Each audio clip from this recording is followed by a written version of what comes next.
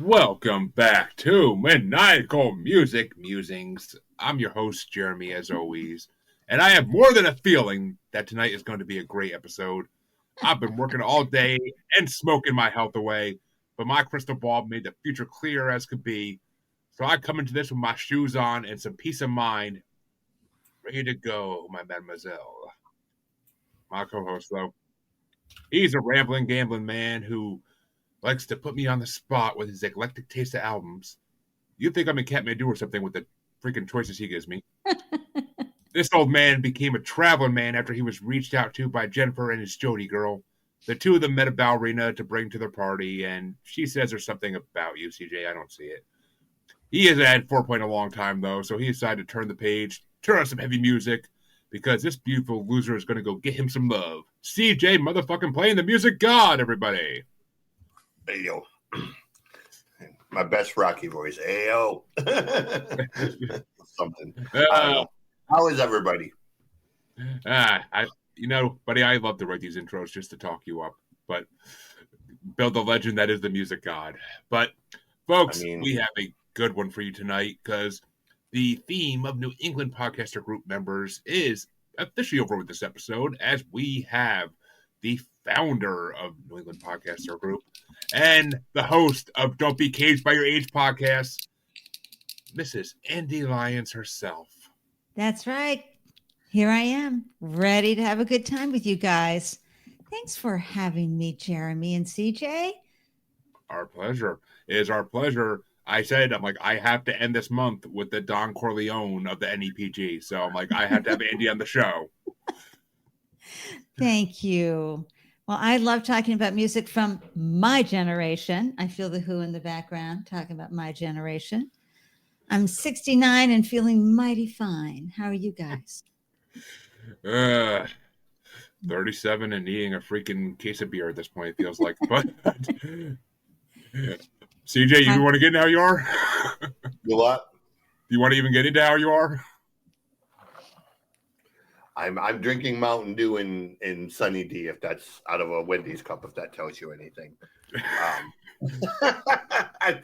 I'm creating concoctions just out of random crap that we have here because,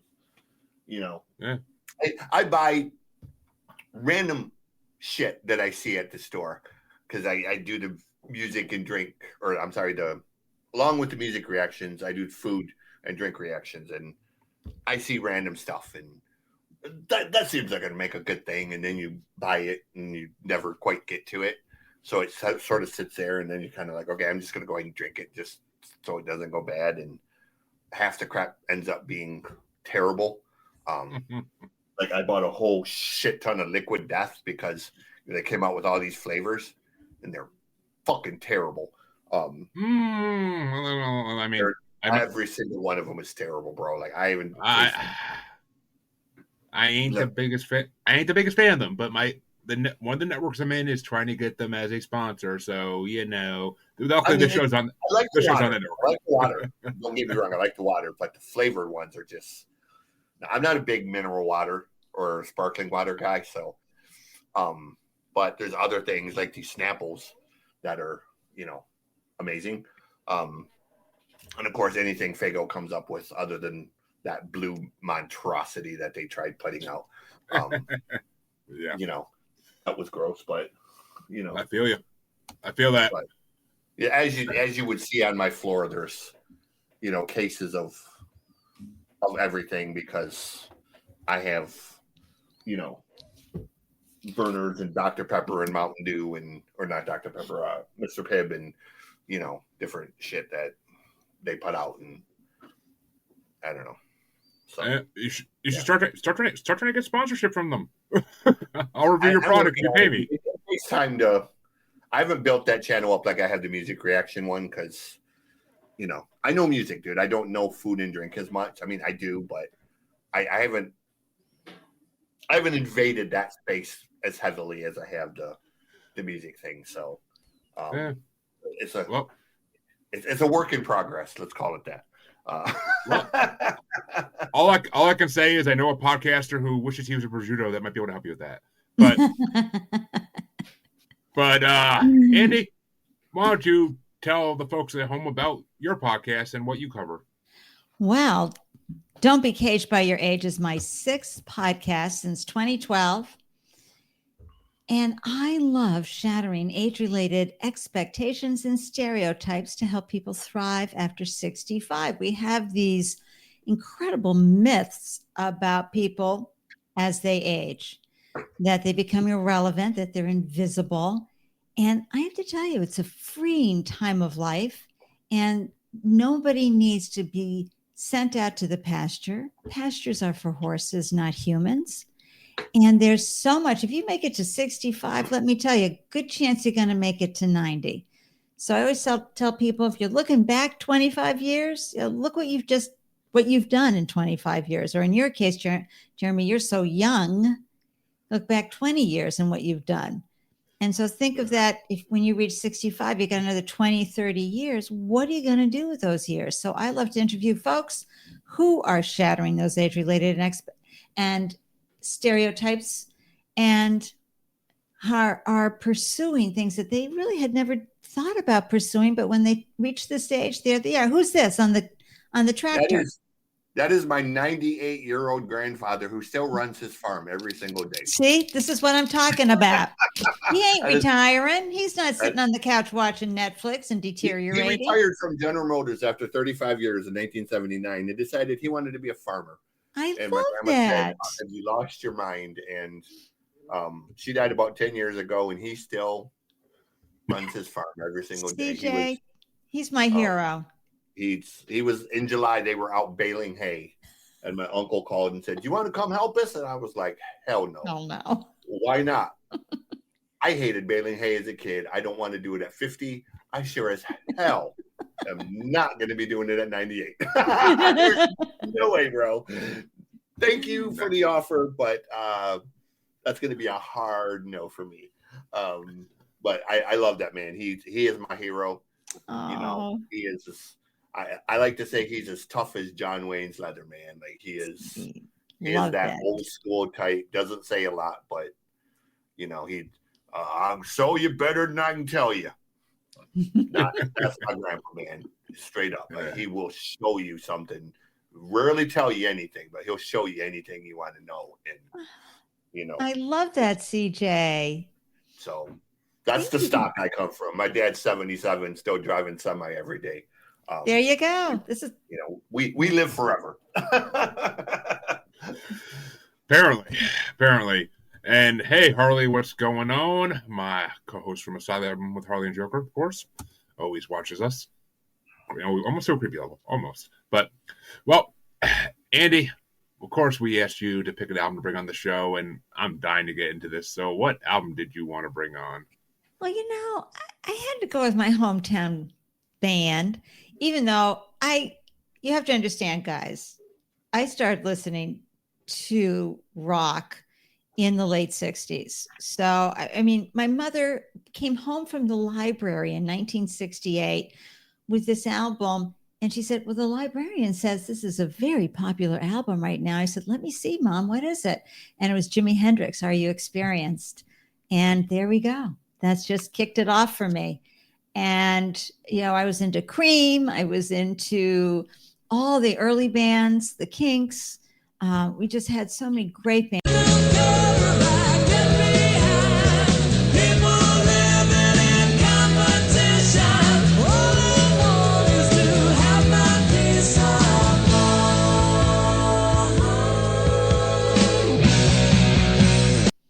For several reasons. It sort of bridged my life from 68 at the age of 12 to 76 is when they released their first album, to mid 80s, which was really my favorite time period, 68 to 86 for music for me personally. But I'm also a 4 times founder. I was in the startup ecosystem for years. I had a monthly pitch event in Boston for 3 years, 4 startup founders, and I interviewed over 250 diverse tech founders from around the world. So Tom Schultz was highly innovative. He got his master's at MIT. He worked at Polaroid, but he built a home studio. And when he got picked up by a studio, a record label, they needed him in LA to record. He's like, yeah, I'm on it. And he didn't. He was a typical founder, innovative, built his home studio, did things with music for the guitar, for sound that was not done before. And so I chose Boston, one, for that reason, but also when the album came out, a few years after that, it was a really helpful album for me, as I had left my first marriage with the clothes on my back. And I was renting with a good friend who had picked me up at the bottom of the hill, and I got out of a very scary, it's amazing I'm alive. And that More Than a Feeling, that waking up to the words, to playing that music to help me get going in the day and keep going on and moving forward. It just was very uplifting rock music combined with all my other favorites. Exactly. And I'll go first this week because I know CJ's going to have a lot to say about Boston, so I'll let him go last. But it's funny because when I picked up the first Guitar Hero game back in college in 2006, 7, whatever year it came out, the first song you get to play on that game was More Than a Feeling. And that was the first time I really heard that song. And I fell in freaking love with that song. And that was, 20 years ago almost. Oh, God, I'm getting old. But basically since then, I've explored Boston a little, but I never really did a deep dive and went through their whole discography or anything. So hearing this album in full for the first time ever, I was amazed by how many songs I knew. And I kept saying throughout the morning, that was Boston? What? I thought that was The Who, or I thought that was so-and-so. I kept doing that all through listening to this album. And it was a short album, really, but there's only one long album today, but we'll get into that later. But Boston blows me away. They're freaking such an incredible band. Their guitar, the drums they're so expertly played. It is tight. It is. Go ahead. I'm sorry. I didn't mean to interrupt. No. It's all good. They do everything perfectly, and there really is not a bad song on this album. I was able to get a top 5, maybe an honorable mention or 2. If I get to my list, but actually no, I got to my top 5. I got top 5 out of it, but every song was good. Just not every song was, that song. Every song was well done though, and every song sounded amazing. I love his voice. His voice is perfect. More Than a Feeling, I could have told that 20 years ago, More Than a Feeling. But Boston, right. That was Brad Delp. The vocalist, so delicious. And now that I live in Massachusetts for the last decade, it's been a decade? Actually, yeah, it's been a decade. Holy crap. I don't know. I forget if it has been or not, but living in Massachusetts for a while now, it's kind of cool to know that they are from this area and that they represent one of the many great bands that represents Massachusetts. There's a lot of them. Dropkick Murphys is right at the top of my list for that, but because no one represents Boston better than Dropkick Murphys.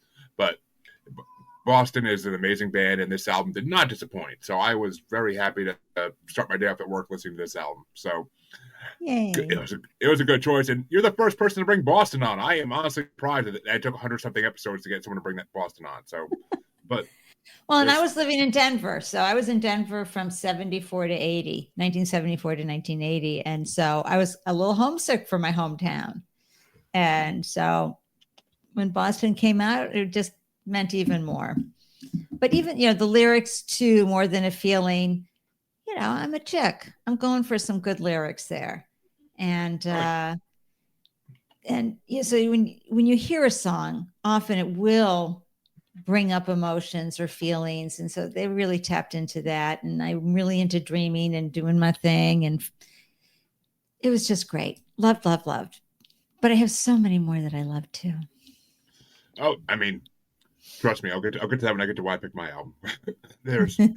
It was a good year for music, but it really was. the year this album came out was, I want to say, was it 79 or 75? 76. Yeah. 76. Came out in 76. Yeah. And I mean, yeah, I'll get into that later. But oh my God, that freaking year for music.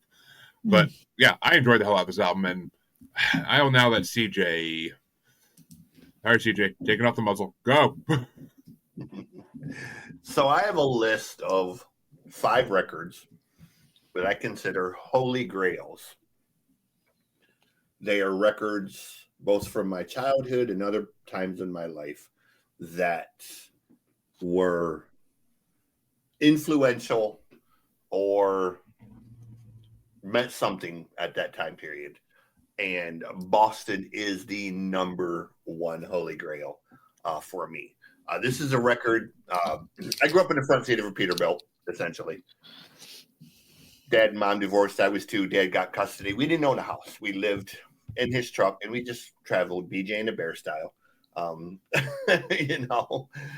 Back in the days when truckers kind of just roamed randomly from truck stop to truck stop and depot to depot.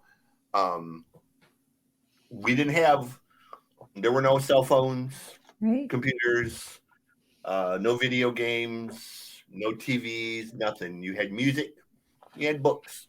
That was it.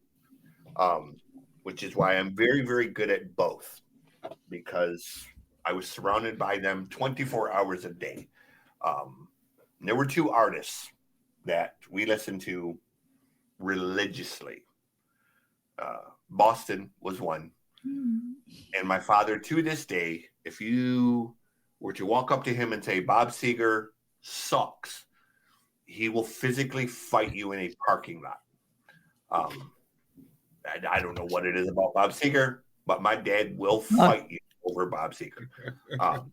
So those are 2 artists that this one and the one I chose are 1 and 2 on my Holy Grail list, along with the Mother Love Bone, Michael Monroe, and a band from Chicago called Psycho and Temple. Those are my 5 Holy Grail records. So when I saw Boston was chosen, I was like, yes. Flawless record.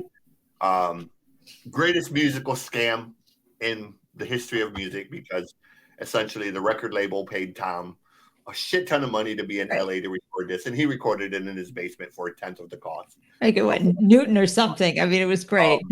So he completely, he gave him the middle finger. Yeah, I don't want to say he scammed the record label, but he basically scammed the record label. Totally. Anyone who uses a digital audio workstation at this point today, whether it is Logic, Pro Tools, Acid Pro, Reaper, or anything, any form of MIDI that you use, you can thank Tom Schultz for. He created the systems that essentially created MIDI. So Tom is disgustingly rich based off the fact that he owns the technology for MIDI, the Rockman mic systems for wireless guitars, and multiple other innovations that he created for guitar. He gets paid for above and beyond the Boston stuff. So, and he's your dad's age, CJ. He's 77. So, Tom is one of those guys you don't hear about. Brad, brilliant guitar. Barry Goudreau is another one they don't talk about. Barry was a second guitar player who, did so much for these records that people don't talk about. This is a record that once we did buy a house, I wore out more copies of this record. I played this record until the grooves were gone in the record, and Dad would have to replace it. After replacing it like 5 times, he come home one day, he opened my bedroom door, and he threw a copy at me. And he's like, here's your own copy. Leave my goddamn Boston record alone. So this is a holy grail record for me. Like, there is really there's no one record that ranks higher on my list than this record, just for every reason I said and more. Like, I could go on for hours about Boston and the record I chose. But we'll get to that later. I was very, very happy to see Boston. Again, it's just that record, man. Like, for me. And the producer, this guy John Boylan, he was the one who came up with this plan. I mean, this is back in the mid 70s, okay, 1975. Home studios didn't exist. And he's like, okay, I'm going to tell Epic Records that you're absolutely recording this in LA. And so I just wish I could have been a fly on the wall when all of that went down, because again, the innovation of what Tom built and brought to the world and changed so much of how we hear music, play music, just incredible. And then of course, for me, a young woman at the time, just so inspirational. Gee, keep me going and glowing. Yeah. Only the most elite musicians had home studios at that time. Joe Walsh had one. Neil Simon had a small home studio. But I mean, you had to be somebody really important to have the money and the equipment available to you to build, because back then they didn't make no small mixing boards, man. Mixing boards were the size of a room, so you had to have a mansion. You had to have someplace that they could drag in one of these big ass mixing boards that were 8 or 12 foot long and weighed 400 pounds, and so it wasn't an easy endeavor to do what Tom did, man. Like, so before what's her face? This wasn't a Grammy. I can't even think of her name now. Before anyone else did a bedroom recording, Taylor Swift or anyone else, Tom made the mold for home recording, MIDI, wireless guitar systems. Again, it's just so many things that you could go on about. It all started in that basement, man. And that dude from MIT. Which is why the band's so freaking incredible. It's because they deserve to be. They deserve to be incredible. But and think about all the years that this band has existed. They've only recorded like 5 records in 50 years.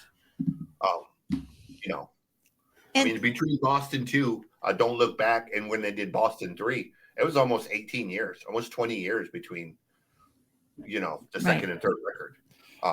And Don't Look Back hit #1 so fast. One of the fastest albums to ever do that.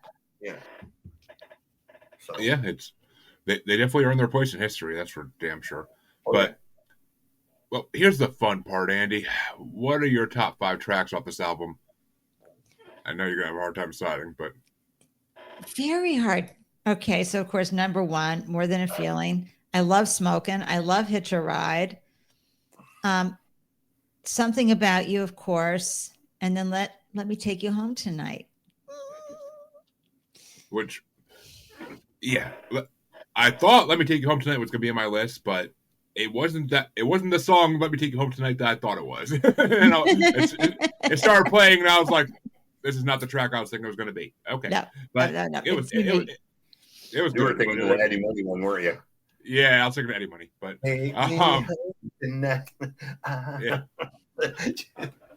I mean, I would just say 1 through 8, but you know, I mean, I could also just go 1, 2, 3, 4, 5. Yeah. More Than a Feeling, Peace of Mind, Foreplay, Long Time Rock and Roll Band, Smoke. It's just. I'm kind of like you, CJ. I just played it and played it and played it and played it. Yeah. And had to get another one. Oh yeah, I've brought those records on the show before. I brought the ones I've got broken by my brother because I could take his version and he'd break it because he'd get mad at me for taking his copies. But this is back in the day when you could burn CDs, so it was a lot easier to just make a new one 20 minutes later. But, so my #5 was Smokin'. I never heard that one. That was a really good song, and obviously I love smoking. So I mean, a song that has to do with smoking, I'm down for. I don't care what anyone says. Motley Crue's best song is "Smoking in the Boys' Room," and it's not even their song, but it's their best song. But I don't care what says, CJ. I swear to God. But my number 4 was Something About You. That was the only other new one in my top 5. But that was a really good song. I enjoyed the hell out of that. Kind of like a good love song in a way. But More Than That Feeling actually was my number 3. I thought it was going to be number 1 when I first started listening to this album, and then I realized a couple other songs that they actually sang. I didn't realize it was them. And number 2 is definitely the prime example of that. Foreplay Long Time, I never knew was Boston. I always thought it was like The Who or something. I never knew that was Boston. I should recognize the voice, but what can I say? And number 1 has to be Peace of Mind, because once again, another song I didn't realize was Boston. I don't know who I thought sung it, but I did not think it was Boston. So when I saw that, I was like, I started hearing the first couple notes. I'm like, wait a minute. I know this. Oh, shit. This is Boston? Make my day even better. All right. But yeah, Peace of Mind is definitely my favorite album off that track. It's always been a favorite song of mine to hear in supermarkets and whatnot. So Peace of Mind's damn good song. Damn good. But CJ, what are your top 5 off your Holy Grail? Number 5 is Peace of Mind. Number 4 is Foreplay Long Time. And for those of you that have not heard it, go on YouTube. I'll look up. There is a COVID version that's got Mike Portnoy of Dream Theater playing drums, Dino Jalusic doing the vocals. It's got like Lottie Dooley doing the organ part. The guitarist from White Snakes playing guitar. It's a cover version, but it's just absolutely brilliant cover version, man. If you've never heard Dino sing, he is the baddest son of a bitch walking the face of the earth, man, for a 27-year-old dude who just sings everything. Number 3 is Smoking. Number 2 is Hitch a Ride. But my favorite song has always been We Were Just Another Band Out of Boston. that song, man, there's just something about that song. It just when he says, sign it on the company contract, and his voice goes up. And it's just like Brad could sing, dude. Like Brad could, he could wail, and he had that fro, dude. Like he had that white boy fro that was just immaculate, man. So many white boys in the 70s tried to pull it off and just couldn't. Brad rocked that hard. So kudos to Brad for being able to pull that off. But yeah, that's my top 5. Pretty much everything. Put any song. Yeah. And I had to go a little non-traditional because of all the songs on that album are so good. Yeah. But you're absolutely right on Rock and Roll Band.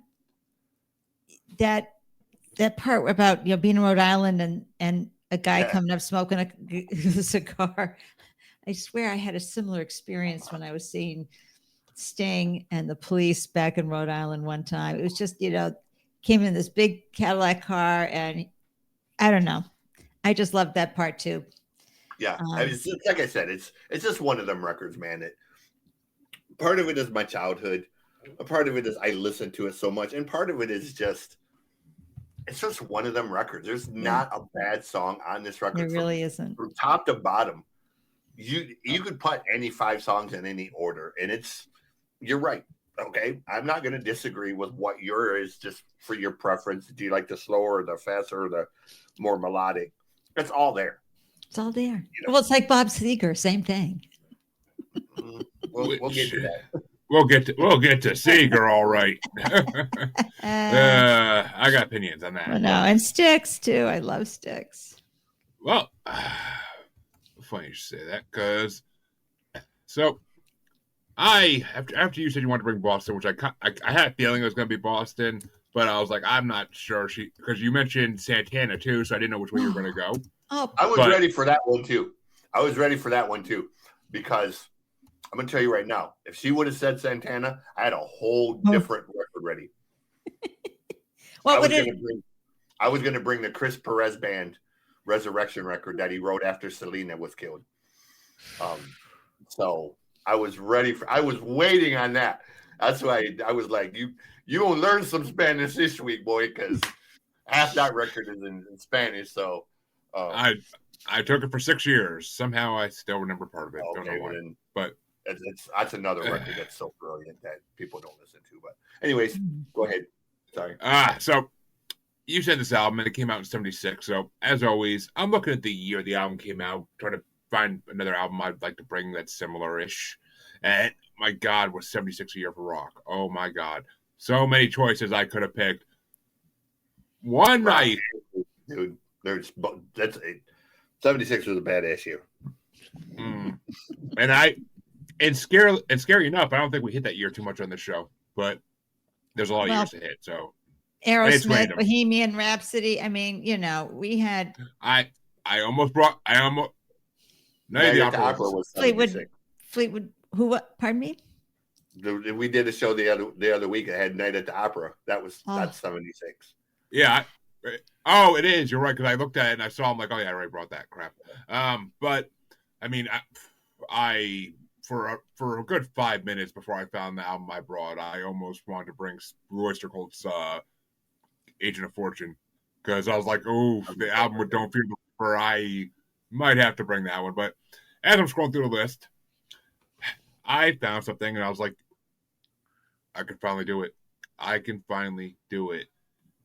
When I was in high school, and I've told this story a couple times in the show, when I was in high school, I picked up at FYE a 3-album collection of Styx, because it was one of my dad's favorite bands, and I'm like, I should check them out and see why Dad likes them so much. And the 3 albums were awesome.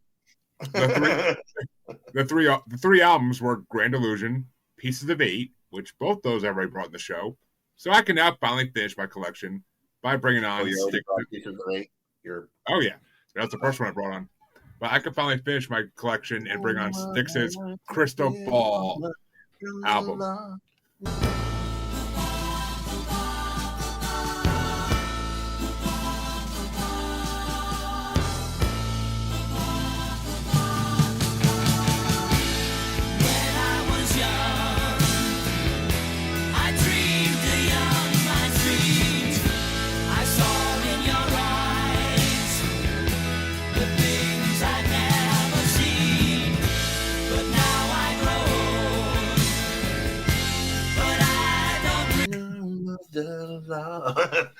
But dude, you're taking me back to being a kid, bro. Like seriously, like just sitting in that truck, man. Just miles and miles of endless highway and just nothing but music, dude. It just. I mean, I'll be the first to say Styx's profile and what they did changed over the years dramatically based on who was in the band at the time and what direction they were heading. Because, I mean, they just put out an album this year, for God's sake. They're still going strong. But they're not aged by their age, Jeremy. No, they are not. I mean, they're still up on. They do 100 shows a year still, and they're all grayer than gray, and they keep going like they're right there with Mick Jagger was for years. But I will say that out of the 3 discs, the 3 disc collection, this is the weakest one out of the 3. I will say that by far. But Grand Illusion is the strongest in my opinion. But this album, come sail away. Come on. I would put Pieces of 8 above that, and I would put this above Grand Illusion personally. Like Grand Illusion has a couple good big hits. Pieces of 8 is one that they don't even have to be hits. Man in the Wilderness is one of the most amazing songs of all time, and it's unheard of by Styx. Basically, like it's not even one of their like top 20 songs according to most people. So, but yeah, it's like the lyrics in that song are beyond phenomenal. But Crystal Ball, this album it's short, it's sweet, and it's just very classic. Like I can put on. I used to play these in my car nonstop when I was in college, and even in high school, I used to play these in my car nonstop and blast them through town. Like it's just Styx is one of those bands that I've wanted to see live for like 25 years, but I just never had the chance. They never worked out perfectly. I mean, and I probably still have the chance if they come around Boston, because they're always performing somewhere. But hopefully someday I'll get to see them. I actually made a promise to myself today. I'm going through their discography at some point when I get them on my list. So, because I haven't done a full listen through in many, many years of them, and there's been a lot of albums that came out since then. So I have some new music to listen to. But Andy, what did you think of Styx's Crystal Ball? I enjoyed it a lot. I thought it was a lot of, but of course, a good guitar pieces for me personally. I am electric guitar always, wailing away. Now that I know the correct order, I start with number 5. Crystal Ball was number 5. Shoes was number 4. Loved Claire de Lune Ballerina. I didn't even recall that. I can't believe, I don't know how I didn't know about that. This Old Man, terrific, but Mademoiselle, just for me. Mm-hmm. Yeah, Claire de Lune Ballerina is another one of those. The best songs, some of the best songs on any of their albums are the ones that you never hear of because they just never got the hype. Right. I mean, that was actually based on a classical piece by Debussy. Yeah. He wrote. He changed the tuning from D to C for his voice. So, yeah, cool. Listen to Kilroy was here. Literally, the best songs on that album are not Mr. Roboto. That's for damn sure. But even though Mr. Roboto is an amazing freaking song, I'm not gonna lie. But CJ, I'm dying to hear because I haven't brought on Styx with you yet. So, what's your opinion on Styx? Pieces of 8 is another one of them records that's not in my top 5, but it would probably be in my top 10. Renegade that's the song for me. It's just one of them songs that, I have a list of songs to go with the records. Highway Song by Blackfoot, Renegade,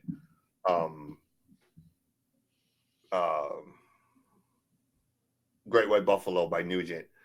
Songs that, for whatever reason, I have memories attached to them, or we listen to them.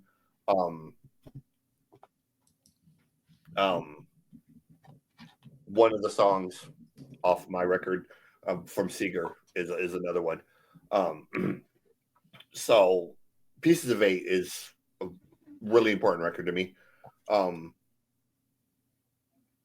would have preferred Pieces of 8 over this one, but I'm not going to complain about this one. I love the Styx. I like the new version. I'm a huge Tommy Shaw fan.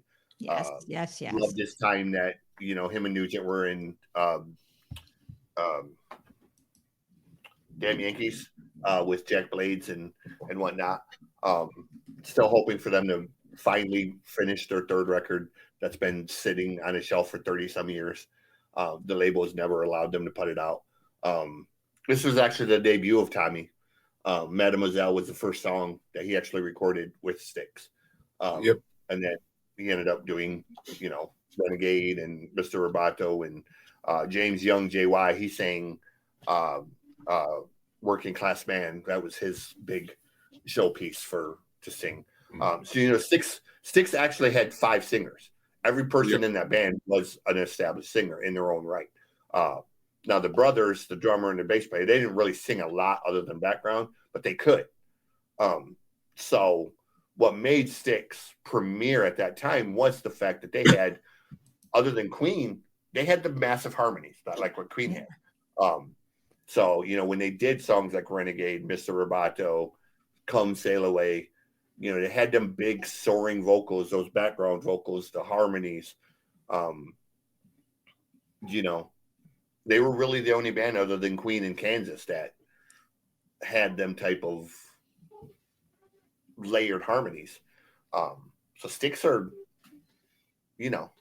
whether you like them or not, you got to just kind of step back and say, very important band. And, of the grand scheme of what music was and when. They took the ball from Zeppelin's court basically with the fantasy theme metal too, and they kept it going for what would become a very expansive universe in the future that me and CJ both have a lot of love for our symphonic metal. So no symphonic metal would exist if Styx and of course Zeppelin didn't really lay the foreground for it all. So I had 2 honorable mentions for this album because I freaking had to. I almost put all 8 on, but I'm like, I can leave one off. But put me on and Mademoiselle or my honorable mentions. They're both really good songs, just they're not top 5. No. Jennifer is my number 5 because any freaking time Styx does a song with a woman's name as a title, it's always phenomenal. And And you said it. The freaking harmonies in Jennifer are on beyond belief good. Like, it's number 4 is Shoes, because Shoes is kind of like a little more bluesy rock for them, and it's kind of cool to hear Styx do that. Number 3 is Claire de Lune and Ballerina, which I love when any band takes classical music and kind of puts it into their work. So that right away sold me, and Ballerina has always been a good song. And number two was This Old Man, which I was actually thinking, listening to that today, I'm like, that should be the theme song for your podcast, Andy. But this old man's classic. It's almost like kind of fairy tale essence like song, but it's amazing. And my number 1 has to be the title track, Crystal Ball. Like, just the soaring vocals when they do the chorus. And I mean, I'm a paranormal podcaster, so crystal balls are kind of my thing to begin with. But it's any Styx is just nothing I can ever say about Styx would be bad. It's always just, they're such an amazing band. Their lyrics, their music is just, it can make you feel happy even when you're in your most darkest places. And it's done that a lot for me in my past lives. So Styx is, there'll be more of them on the show, even though I got my big 3 done. There's definitely more albums of them I freaking love. So maybe even the first one. It's different, not for everybody, but it's good. But CJ, what were your top 5 for Styx? I have This Old Man, Claire de Lune, Ballerina. Number 3 is Crystal Ball. Number 2 is Mademoiselle. But the song I really love off this record, another Tommy Shaw song, the song Shoes. It's just got that rock edge to it, man. It's got that, the songs like Working Class Band and Renegade, when the band really just, show that they weren't just, the Dennis the Young piano and harmonies. They weren't just beautiful songs, but they could like, Blue Collar Man. They could, wanna be a blue collar man, and they could rock out as well. So CJ, you have a great voice. No, I don't. My voice. No, you do. No, you got melody in there. I hear it. I am a trained singer when it comes to things like bands like Malevolent Creation. I can do death metal and all that really well, but I know where my range is. So my range is in that Gary Allen, Bob Seger range of that sort of middle baritone. So, if I'm singing something like that, I'm cool. But if I try to go up or down, I lose the plot. And I'm taking lessons, trying to be a better singer. But, being 55 years old, it's kind of, No. You can.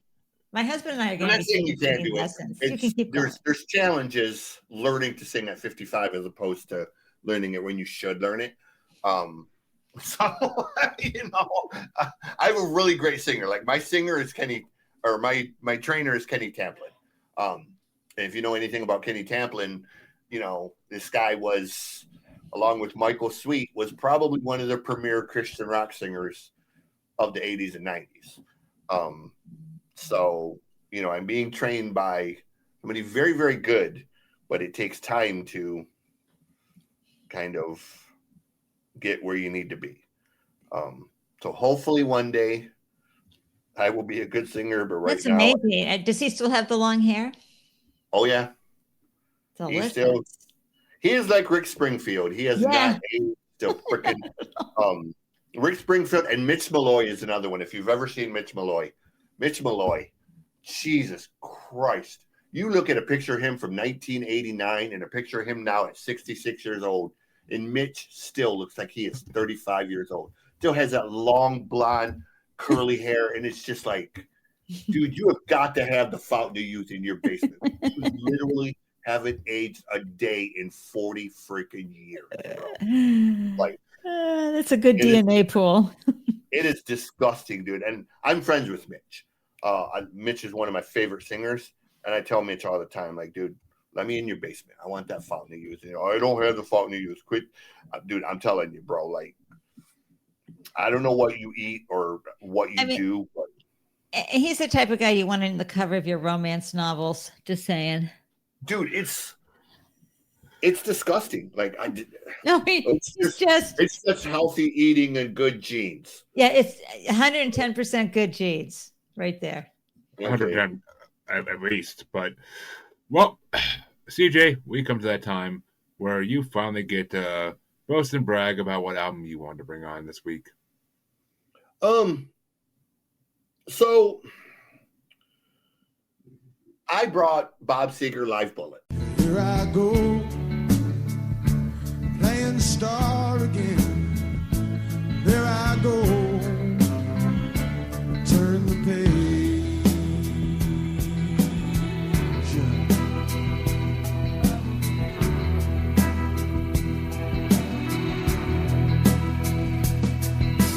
Out there in the spot. I brought Bob Seger Live Bullet. I kind of went back and forth between this one. They both came out in 76, Live Bullet and Night Moves. Both came out. Both very, very important records to me. One is live, one is the studio. Live Bullet came out before Night Moves. So I went with Live Bullet mainly because it has one of the songs that very, very important to me. Recorded April 12th, 1976, produced by Bob Marlett, and Joey Ialetti was the producer. I could tell you stupid, ridiculous facts about Live Bullet. Why, I don't know. Well, I do, because we had the Live Bullet thing in the truck, and I read the liner notes hundreds of times. I actually got the Music God name from a teacher because of Live Bullet. Because in 7th grade, she made a comment about a song, and she was wrong, and I told her she was wrong, and she goes, "Well, I'm a music teacher. I think I know more about music than you do." So I showed up in class the next day with the Live Bullet record, and I said, "Wrong." And she said, "Well, aren't you just a little music guy?" And as 7th graders do, that stuck. I was the music god after that. And I just, fuck it. We're going to turn it into a brand because, hey, sometimes you got to create a brand and sometimes it's just kind of upon you. And, 3.5 million songs across 100 genres says I probably know more about music than any group of people that you will put me against. Not saying I know everything, but where people specialize in, I know a ton about metal, or I know a ton about country, or I know a ton about, I've done about everything. As you see on my wall, we got Prince, we have Bob Marley, we have Iron Maiden, we have Pink Floyd, we have Metallica, Priest, AC/DC. I go across genres, so I don't care what you bring on. I'm gonna talk about it. There you Which go. is, we even gonna rep Jelly Roll here, so always down for some Jelly Roll, but Yep. and that's why he's a good co-host, because if I had to replace my co-host, I was like, I gotta get the music god. It's about time. But Andy, what did you think of Bob Seger? Oh, please. I mean, I've seen him live several times in Denver. So good. Just brings back all the memories. That's funny. And yeah, I can't say enough. Of course, Night Moves, I would say, is my favorite. Yeah. But nothing wrong with Live Bullet. I mean, anytime he's live, he's just amazing. And I know he stopped touring. I know there's a story. I don't remember. Yeah. Yeah. But, and he just loved his hometown. He just loved being from Michigan, all the good vibes, but he just put on an incredible concert. And his words were just relatable to someone my age at the time. And the band was great. And you couldn't stay in your seat. You were dancing. And I can't remember what row I was in for one of his concerts. I always tried to get, I mean, I was the person who slept at the concert ticket place. That So- is, So that I would get like first or second row. man, these kids today, they don't understand. They don't understand putting a lawn chair next to the ticket booth and stretching out on an Yeah. uncomfortable ass lawn chair that was made out of, I don't even know what them damn things are made out of, mylar or Oh my whatever gosh. them. I don't think we didn't even have lawn chairs. We brought our down sleeping I'm bags saying. and we would just hang. That's what I'm saying. Like, man, sometimes you slept on the ground. Worth it. Sometimes you just stood there in the cold. I just want to prove a point real quick. That is Mitch Malloy in 1989. I'm telling you, that's why I said he should be on the cover of all Yeah, our that's favorite 1989. romance novels. And this is what he looks like now. It's gorgeous. Like, he hasn't aged a fucking day in 42 years, dude. It's just like, and his hair. Oh, Jesus Christ. Like, people, oh, you have such great hair. No, bro. Mitch. That is rock and roll hair, bro. Like, anyways, I love that dude. He is one of the nicest guys. Anywho, Bob Seger. Hey, Amy Fagan. Amy Glad you- Fagan, New England Podcasters Group. We've been having a fun conversation, Amy. Yeah, glad you could stop by. So CJ, what were your top 5 for Seger before we get into ours? Because So Kathmandu was number 5. Great killer song. You know, this Cigarette is rock and roll best. Obviously you have Turn the Page. You know, one of the great Stax solos. Yep. Beautiful Loser. The top 2 though, very special meanings to me. Number 1, Traveling Man. Yeah, absolutely. Being the son of a truck driver, being a truck driver myself, Traveling Man and Highway Song are just songs that you relate to. Endless miles of highway. Endless miles of highway, staring out at the sky, you know. Up with the sun, gone with the wind. I mean, that's Exactly. what you were doing. But my number 1, it's funny you said it earlier because it's the reason I laughed. When I had this accident, when the chain snapped, when I pulled over, I was on the side of a road in Denver. Loaded, shifted, unhooked the chain, damn thing broke, smacked me in the forehead. You know, whole the basis. So after all of this was done, the trucking company said, "Hey, where's our truck?" I'm laid in the hospital with a brain injury. Fuck your truck, okay? Like, I'm not thinking about your truck, bro, but it's on the side of a highway in Denver. So they sent a driver to get it. And the owner asked me, "How are you going to get out of Denver?" And my immediate thought went to this record of Get Out of Denver. This being one of those songs. This is another one of those rock songs that Seger did. Never put it on a record. You know, it's just Get Out of Denver is my number 1 because Wow. you know, I relate to it on multiple levels now of of that. So yeah, and it's a killer song. But again, another record, you can choose any 5 really. You're not really going to be wrong.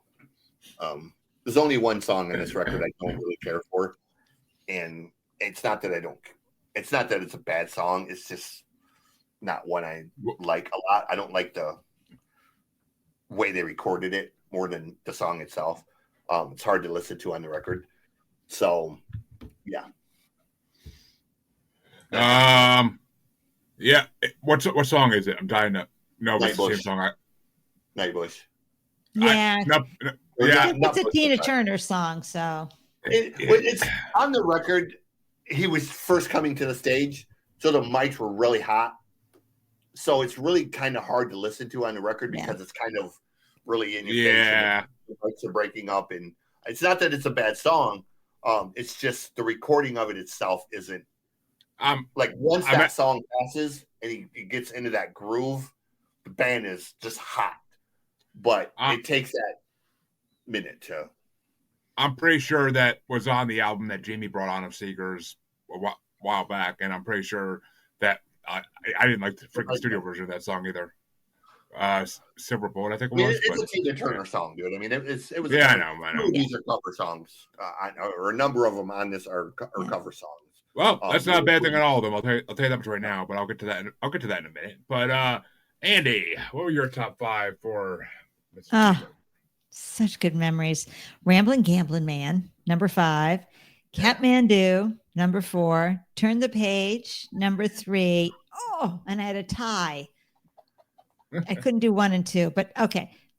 Traveling Man, number 2. Beautiful Loser, number 1.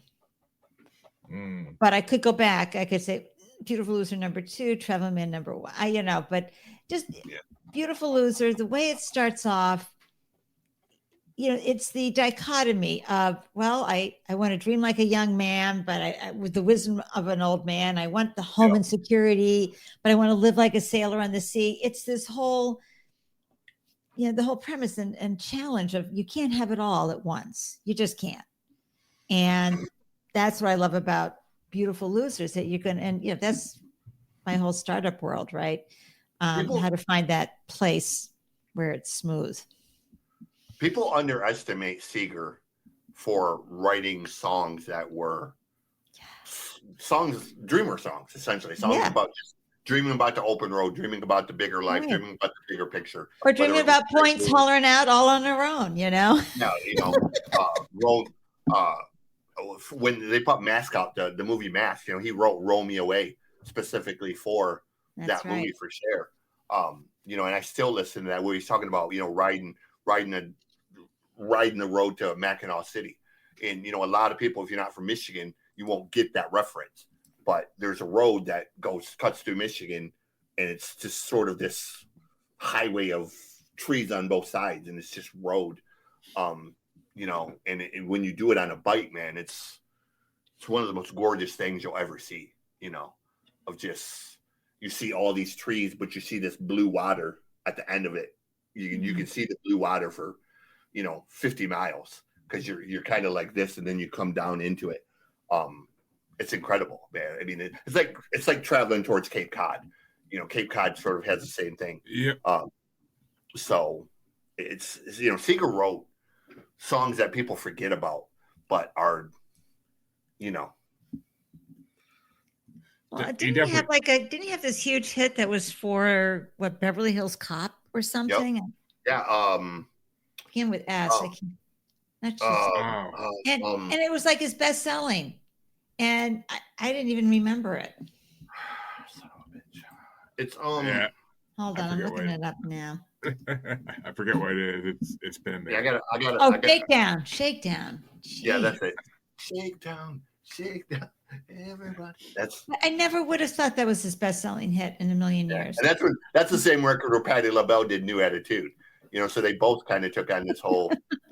I'm a Patti LaBelle disciple, man. Like, I will drag. I will drag my naked body through glass for Patti LaBelle. 110%. All the way with you on that. You talk about Whitney. You talk about Aretha. No, I don't want to hear all that noise. Patti is that woman at every level, man. She goes there. Well, CJ, I'm happy to tell you, I got 2 honorable mentions for Seger as well. But first things first. I fucking hate live albums. You know it. You know it. Why? I'm sorry, bro. Like I said, I don't want to hear the moves, but I don't want to hear the crowd. I don't want to hear the crowd. I want to hear the track. I want to hear the track recordings that are meant to be. I mean, it's not the worst live album I ever freaking heard. I had to put up with a lot of Zeppelin lives when we were doing that bracket, and oh my god, there was a lot worse recordings. When it comes to live records, this is in the top 3. Oh man, I'll give it a top 10, maybe, but it's definitely better than the freaking live Kiss album I had to listen to. That's ouch. Yeah, I love Kiss, but the live album was garbage. But the Kiss is amazing. Just they need to be studio. But my two honorable mentions were Jody Girl and I've Been Working. I've never heard either of those songs, and they both just blew me away. Ramblin' Gambling Man had to be my number 5. Of course, I know that song. It's freaking classic.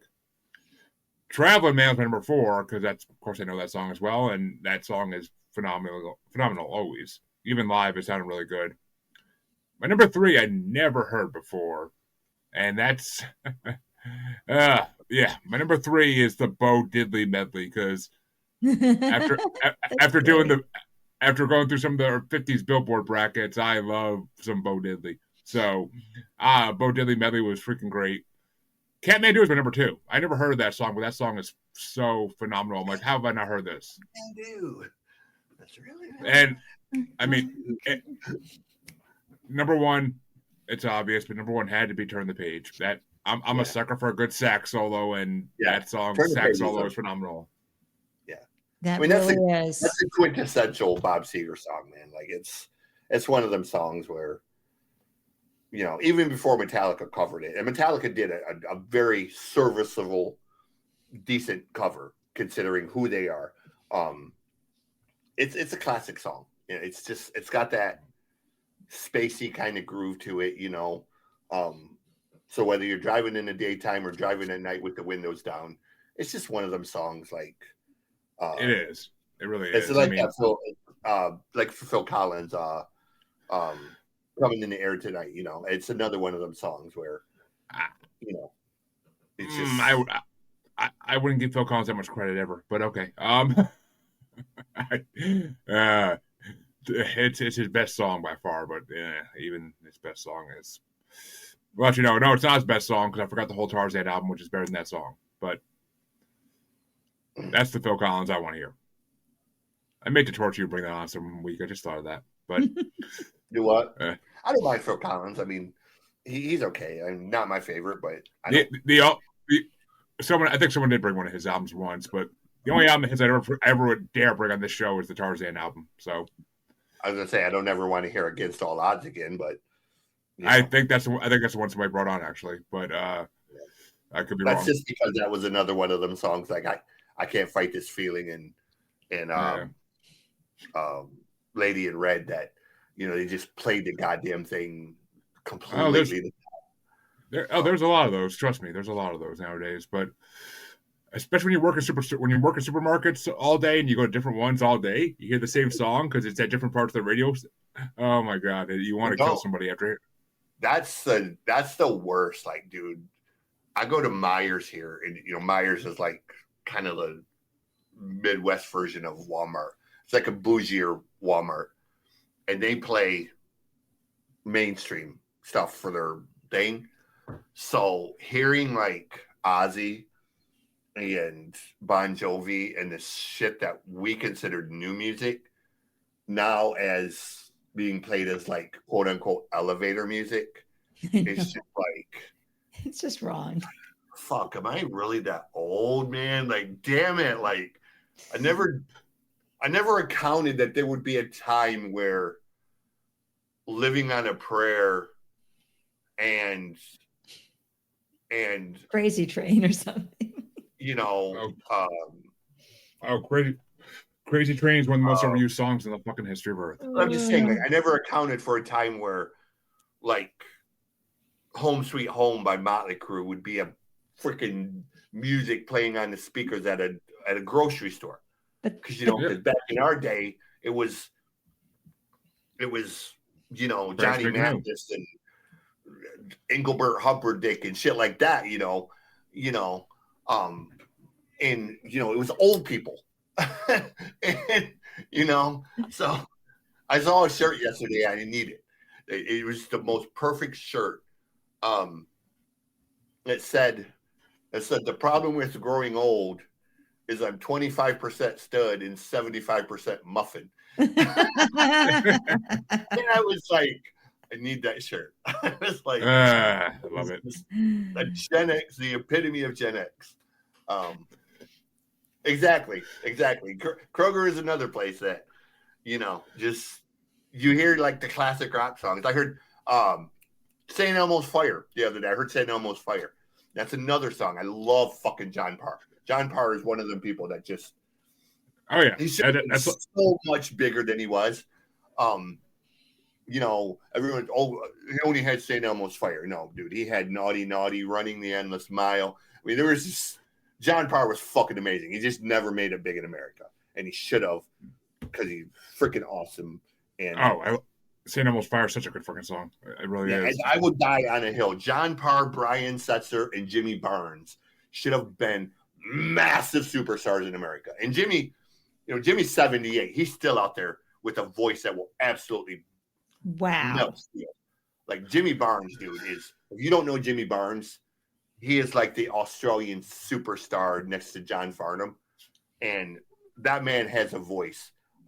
Apparently he has, what they discovered is they tested his voice. The reason he has that razor voice, he has a second vocal flat that most people don't have. So he has a double vibrato in his thing. That's why he can hit that super high AC/DC-ish voice, even at 78 years old. And it doesn't damage his voice the way it would most people because he has an extra vocal cord. And I was like, they need to make a documentary on that. But they did. It was in work last night. Okay. But Jimmy's a badass, you know, and he records with Beth Hart and all these amazing female singers, Joe Bonamassa.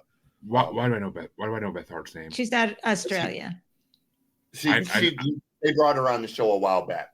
She's a blues piano, beautiful, gorgeous. Oh yeah, okay, I know that now. Yeah, just a wonderful woman. And Beth Hart's another one that I would crawl through glass for. Just not so much, just because her love of animals and what she does for charity behind the scenes. Beth Hart is she's a walking fucking angel, man. Like Beth Hart is just a goddess. And I mean, she is so, what she does for suicide awareness, just so many things. Like, again, if you don't know Beth Hart, look her up. She is. I think I know her too, but folks, we brought you your album Styx once again, and we took a trip back in time, good 50 years now. God, I hate even saying that because 70 still feels like 20 years ago to me. But another few months, it'll be 50. Jesus Christ. That's right. That's why I had to do those concert tickets, because I said, oh my God, look at what I was doing in 1979, 45 years ago. This was like last year.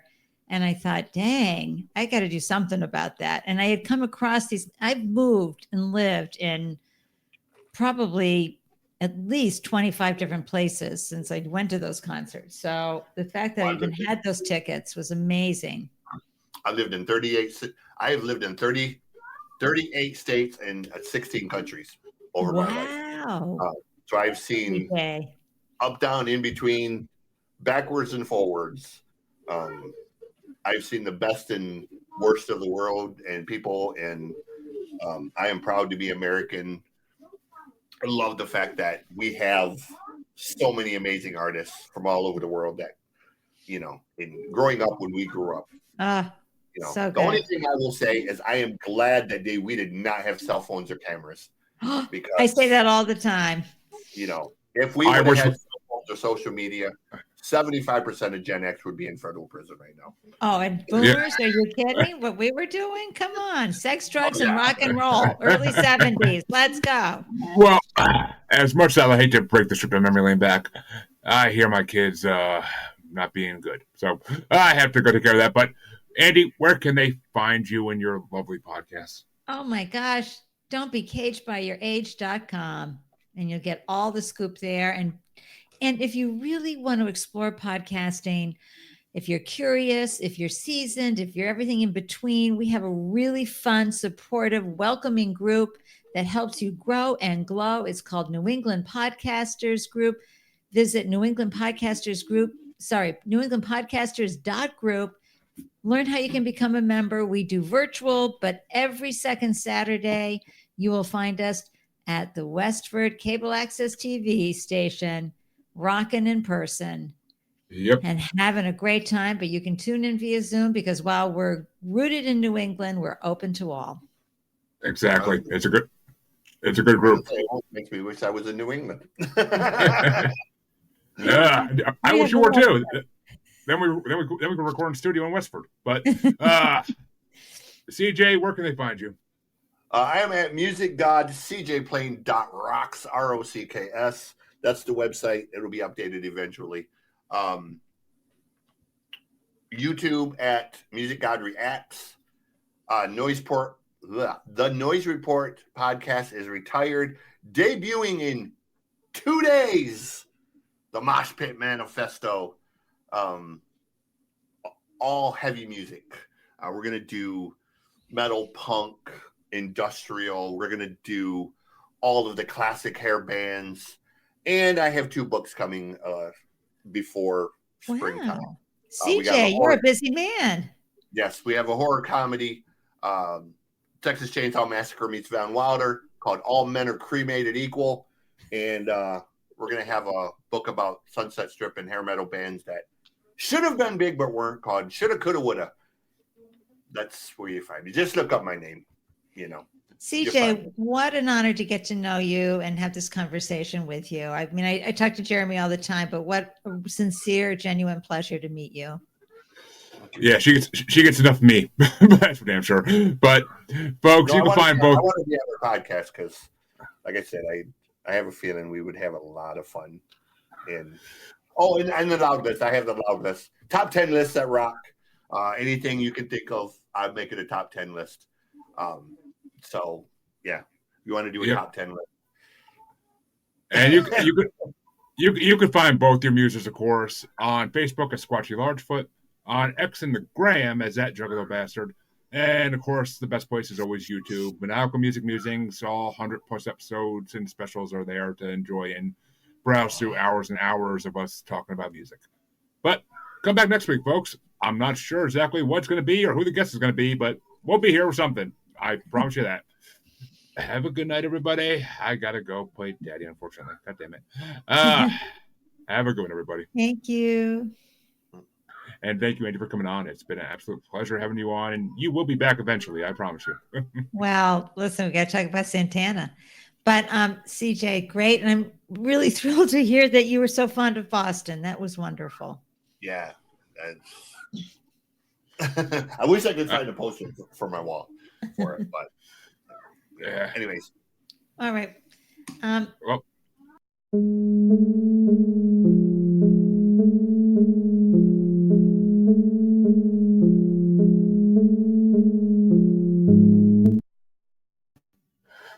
I don't think.